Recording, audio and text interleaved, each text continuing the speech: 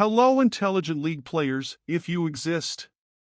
Now, considering I have been hard stuck in Iron for over 5 years now, I think I'm qualified to give you guys some champion spotlights with builds and playstyles exclusive for this paradise we call Iron, or maybe I'm just trolling you and this is supposed to be a funny video.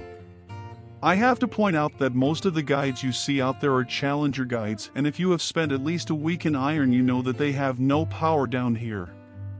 I said Iron Champion Spotlight in the title because these champions work very differently down here in Iron. The first question that comes to mind is that, dude, if these builds work, then why the hell are you hard stuck in Iron for 5 years? The answer to that is, firstly, shut up, it's none of your business, and secondly, they do not work. Now, let's get to it. I want to introduce you to everybody's favorite tomboy.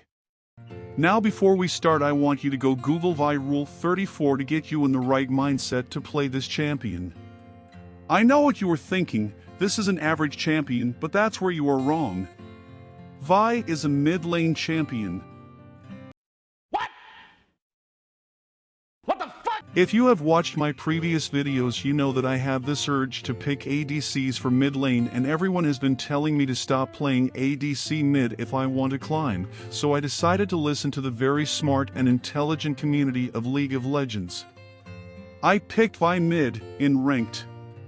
After seeing its potential, I did it again and again and again, and then I realized it actually works. I will demonstrate. First of all, where the hell are my runes? Yup. I forgot to select runes, and so I got assigned some random ass runes for my ranked match. But if anything, I was even more determined to prove my point now.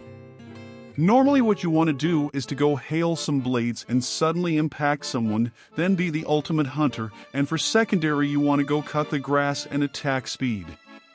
Those are the correct runes to one-shot every single fucking person to oblivion.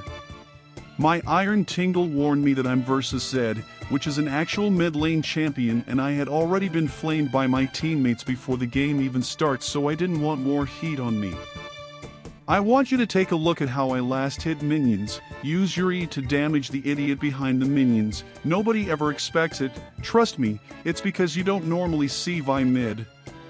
The result was that I had my lane opponent ready to meet his maker 3 minutes into the game, and then I did a cheesy flash ignite just because I could, and then proceeded to flame my teammates back. Immediately after hitting 6, I dived the poor bastard with my ultimate just because he seemed a little bit tilted. Luna from Dota 2 decided to pay me a visit, and I had to inform her that my heart has already been stolen by the cupcake. Right about this time, I got gang-banged, and close to 10 minutes into the game, I finally saw the gray screen for the first time, and I immediately decided to trash talk my teammates even though it wasn't their fault, because that's how we do it down in Iron. And then I realized my bot lane is an unintelligent subhuman species. Which is kind of the case all the time, isn't it? Shortly after, I took down the said 7 and 1 Xayah, but this game was looking more unwinnable by the minute. But finally, we decided maybe some objectives would be good, so we all gathered to do the very contested River Lizard, which resulted in a huge team fight with Garen's boss actually landing his combo for the first time in the match, and me stealing our top lane's pentakill just out of spite. And with that, we won.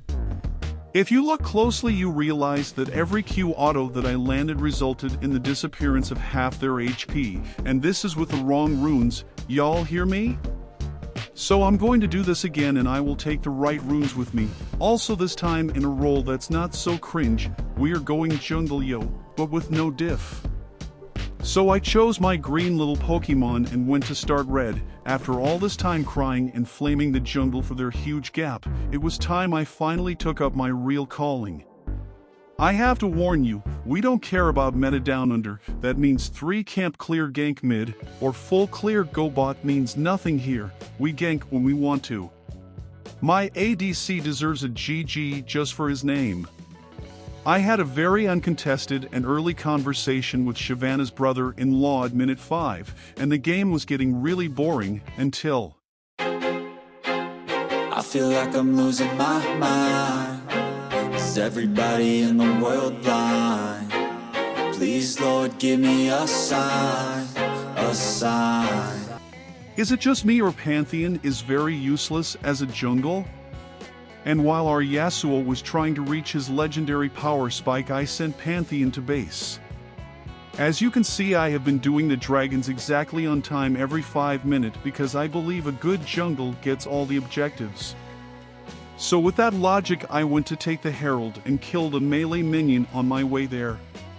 17 minutes into the game, I was 5-0, and I was at my 3rd dragon, which had a bounty for us for some reason. Watch this.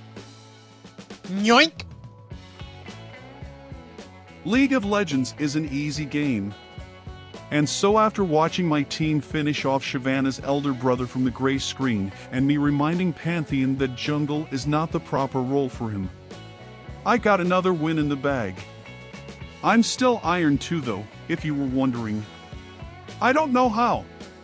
Maybe it's the power of editing out my 8 lose streak. And there you have it, Vi can go mid, top, and jungle in my rank, and most players don't know how to deal with her burst damage if you build on hit items.